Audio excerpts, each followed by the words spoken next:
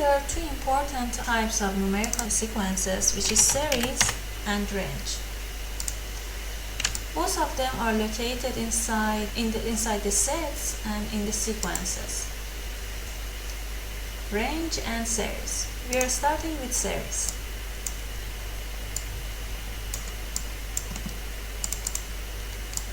Series asks for a start input, which is the first point. Let's say we want to be on 1, and it asks for steps, which is now on 1, and the count, which means how many numbers do we want to make this series. Let's connect the panel to it. We can see that now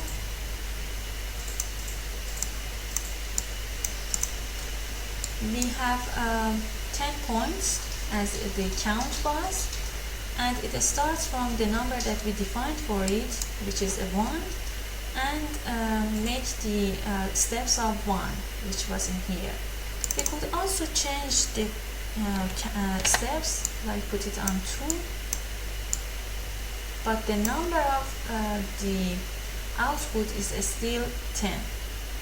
We can also use the list lengths component to see the lengths of the list.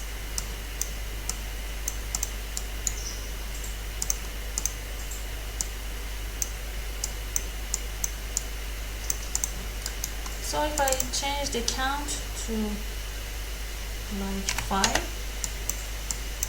you can see that now the list length is also 5, and it made 5 numbers starting from the number that we defined for it, which was 1, and with steps of 2. I can change these values and have different results, as you see.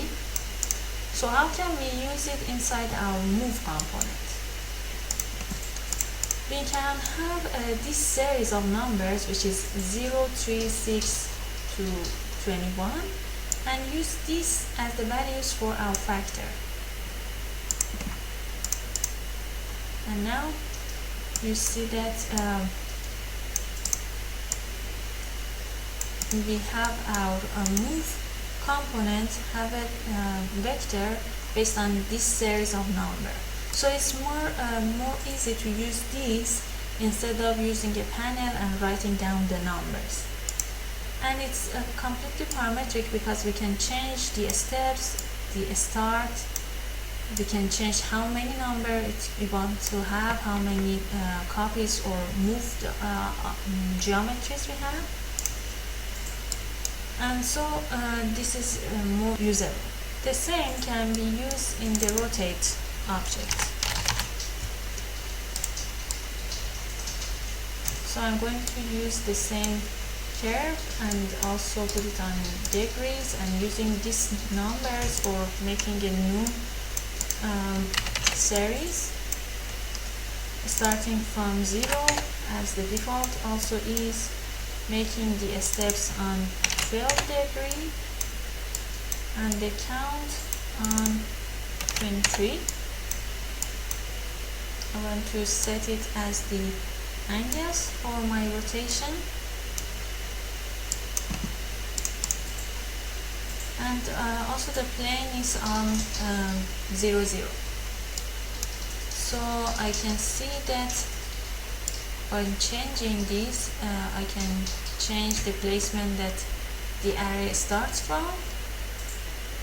I can change how many steps it has, how many degrees the difference or distance between these two components.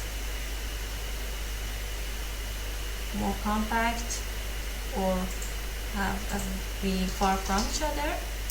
Also I can change the count of them to be with more objects or less objects. And so that's it. This is using series inside the objects, the components like move, rotate, or any other object like mirror, scale, and it can be an alternative to array components.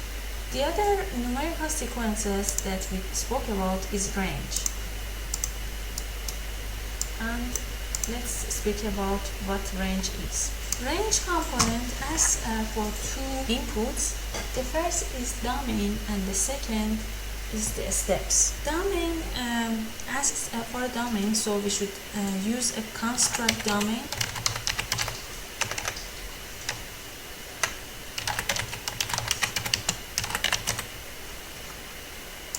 And also, by default, it has a domain of 0 to 1, but we can also change it by using this component of domain, construct domain. And it has two inputs of A and B, which is the first and last segment of the boundary of the domain. So let's put it on 0 and 3.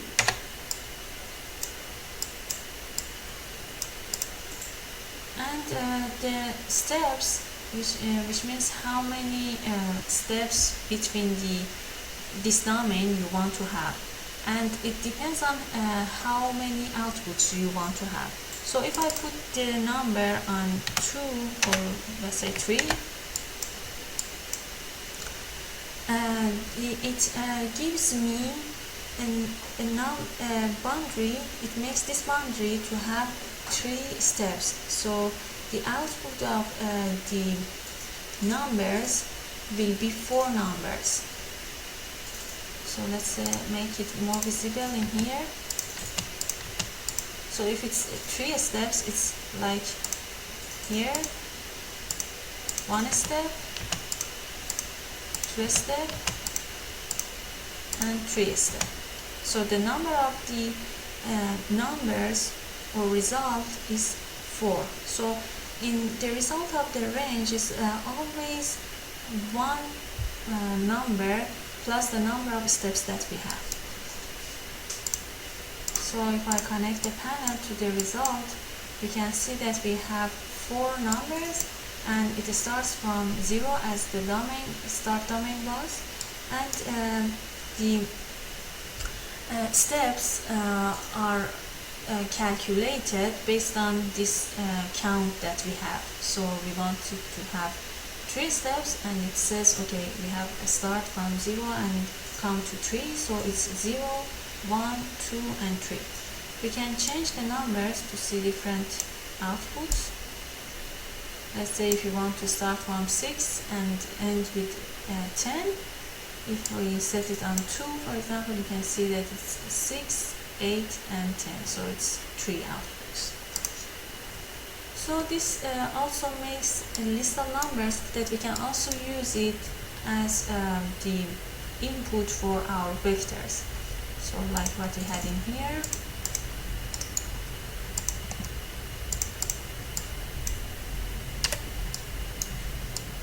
We can add this new values to have it as a input for our move component.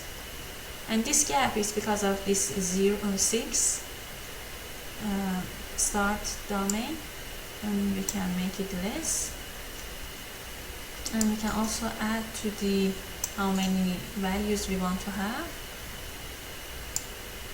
and make it more compact or distance with more distance from each other. But a good thing to use a range is a component named Grasshopper, and you can type it Grasshopper, or also you can find it inside the first params in here, and inside the inputs Grasshopper. And by default it has different types inside itself. You can right click on it and just select the graph type, like parabola for example, and you can change it, and you can add the result of your range to this graph mapper. But as you see, the domain of this graph mapper is between 0 and 1. So it's important, and this point is 0, 0. This here is 0.1, which is x value of 0, of 1, and here we have x value of 1 and y value of 0. And for changing our range numbers to these graph types, we need our numbers to be remapped or reshaped in a dimension or in a domain of between 0 and 1. And to make this, we need a component named Remap Numbers. That's inside our mass part and inside the domain. And here we have Remap Numbers. We can give the value or the list that we have as the value input. It asks for a source and for a target. The source is the domain of these numbers that we have, so we can use this domain as we had in here. Or alternatively, if we don't have the domain, we can use the component named bonds and add it to the source component. The bonds is also inside the mass and in the domain, and it shows the boundary or the domain of the list of numbers that we have, and it says it's from 0 to 10, and it was the same as what we defined in here. And it asks for a target, which is a domain that we want to have on 0 to 1, so it's what it is inside it as a default, but also we can define it as a construct domain component.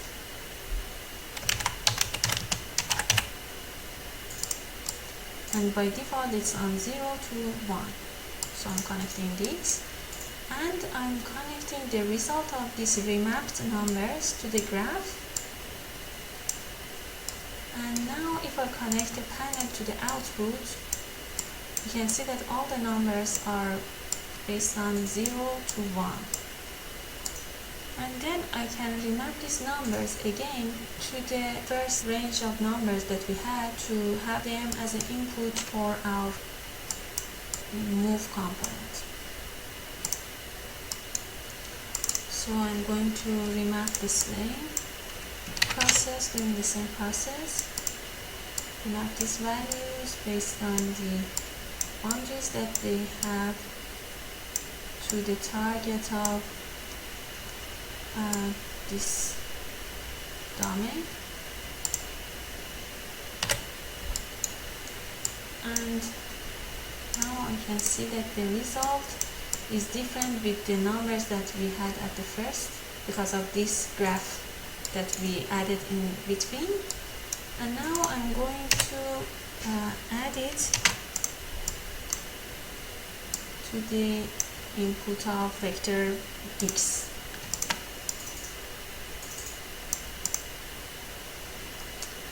Now you see that in here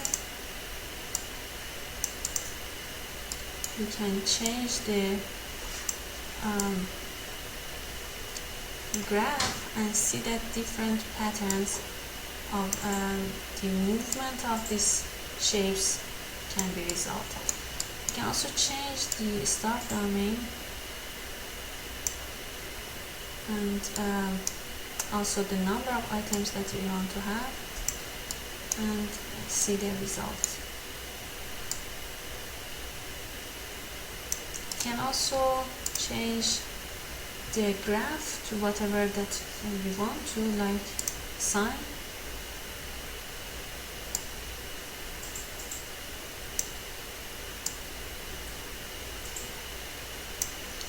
But also we can add to our domain to make them more visible because they were overlapping and were not very clear. And now we can see them changing the placement. Also another important graph is the Bezier curve. Bezier graph, that as you see we can set that inside inner parts will be more contracted together and in other parts we want to have gaps, so we can change this points of the graph to find the result of the placement that we want.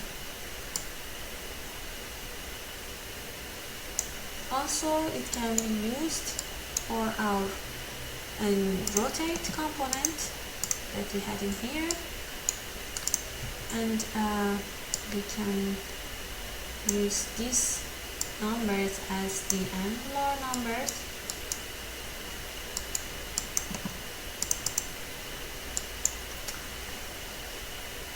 And also we can change the values because it's the debris, so we need it to be more visible. And we can change where it starts. And see the contract or the gap between the elements.